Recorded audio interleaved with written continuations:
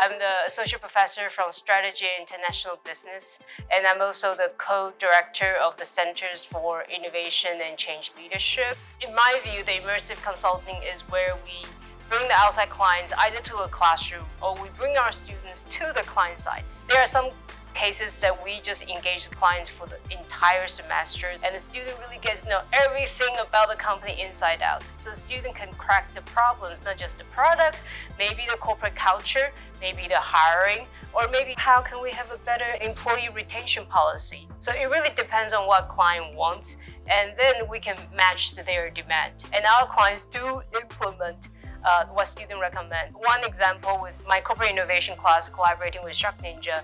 The student proposed 6 ideas, and 2 actually was adopted. And Shark Ninja was serious, they were moving that into their product development phase. You're actually making serious change if the idea is good enough. Often, at the end of the client projects, I have a client approach me to say, we have internships and job opportunities, and could you please help me pass it to your students? And I'm always very happy to. For any students, regardless of master's or under, you're going to do at least 10 minimum immersive consulting projects before graduation.